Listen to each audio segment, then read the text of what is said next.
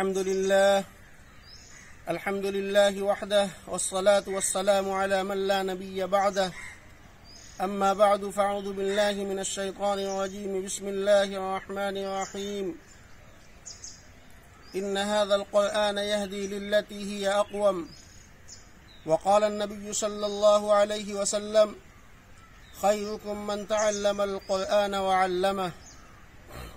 محترم حضرات، قرآن پاک کے سلسلے میں جو آیت تلاوت کی گئی، اس آیت کے اندر اللہ تعالیٰ نے اپنے محبوب پیغمبر حضرت محمد مصطفیٰ صلی اللہ علیہ وسلم کے ذریعے یہ بات ہم تک پہنچائی ہے کہ قرآن مجید یہ ایک ایسی کتاب ہے جو بالکل سیدھا راستہ دکھاتی ہے۔ قرآن مجید ہمیں اندھیرے اور اجالے کا فرق بتاتی ہے۔ قرآن مجید ہمیں اچھائی اور برائی کی تمیز سکھاتی ہے۔ اللہ تعالیٰ نے ارشاد فرمایا کہ ان ھذا القرآن یہدی للتی ہی اقوم، کہ قرآن یہ سیدھا راستہ دکھاتا ہے، اقوم جو سب سے سیدھا راستہ ہے، اس کے اندر کوئی کجی نہیں، کوئی ٹیڑھاپن نہیں، بالکل سیدھا راستہ۔ اور قرآن مجید کے سلسلے میں یہ بات حدیث پاک کے اندر اللہ کے نبی صلی اللہ علیہ وسلم نے ارشاد فرمائی ہے کہ ان هذه القلوب تصدأ كما يصدأ الحديد اذا اصابه الماء، کہ جس طریقے سے پانی لگنے سے لوہے کو زنگ لگ جاتا ہے، ایسے ہی انسانوں کے دلوں کو بھی زنگ لگ جاتا ہے۔ جب اللہ کے کلام کی تلاوت نہیں کرتے ہیں، اللہ کے کلام کو نہیں پڑھتے ہیں، اس کی خبرگیری نہیں کرتے ہیں، اس کے معنی اور مفاہیم کو سمجھنے کی کوشش نہیں کرتے ہیں، تو ان هذه القلوب تصدأ كما يصدأ الحديد اذا اصابه الماء،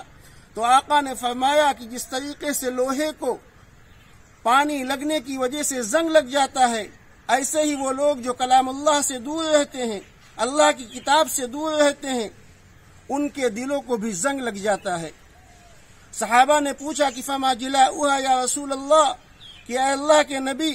اس کی صفائی کی صورت کیا ہوگی؟ کپڑا گندا ہو جاتا ہے، صابن کے ذریعے سے اس کو صاف کر دیا جاتا ہے، لیکن جب دلوں کے اندر زنگ لگ جائے تو اس کی صورت کیا ہوگی؟ تو اللہ کے نبی صلی اللہ علیہ وسلم نے ارشاد فرمایا تھا کہ کثرت ذکر الموت و تلاوت القرآن، کہ جب تمہاری حالت یہ ہو جائے تو اس وقت تمہیں چاہیے کہ اللہ کے کلام کو کثرت سے پڑھا کرو اور موت کو کثرت سے یاد کیا کرو۔ تو اللہ کا کلام یعنی قرآن مجید یہ ہمارے دلوں کے لیے شفا ہے، ہمارے دل و دماغ کے لیے یہ شفا ہے۔ اور آقا مدنی صلی اللہ علیہ وسلم نے تو ایک موقع کے اوپر ارشاد فرمایا کہ خیرکم من تعلم القرآن وعلمہ، کہ تم میں سب سے بہتر وہ شخص ہے جو قرآن کو سیکھے اور سکھائے۔ آپ اندازہ لگائیے کہ اللہ کے نبی صلی اللہ علیہ وسلم نے کس کے سلسلے میں یہ بات کہی ہے؟ نماز پڑھنے والے کے بارے میں یہ بات نہیں کہی، روزہ رکھنے والے کے بارے میں یہ بات نہیں کہی، اللہ کے راستے میں خرچ کرنے والے کے سلسلے میں یہ بات نہیں کہی، صبح و شام رکوع اور سجود کرنے والے کے سلسلے میں یہ بات نہیں کہی، تہجد گزار کے سلسلے میں یہ بات نہیں کہی، نوافل کی کثرت کرنے والے کے سلسلے میں یہ بات نہیں کہی، بلکہ اللہ کے کلام کو پڑھنے والے کے سلسلے میں آقا مدنی صلی اللہ علیہ وسلم نے یہ بات ارشاد فرمائی ہے کہ تم میں سب سے بہتر وہ شخص ہے جو قرآن کو سیکھے اور سکھائے۔ تو ہمیں چاہیے کہ قرآن سے اپنے رابطے کو مضبوط کریں۔ اگر ہم نے اپنے بچوں کو قرآن مجید کو سکھایا تو یقیناً اللہ کی جانب سے یہ امید ہے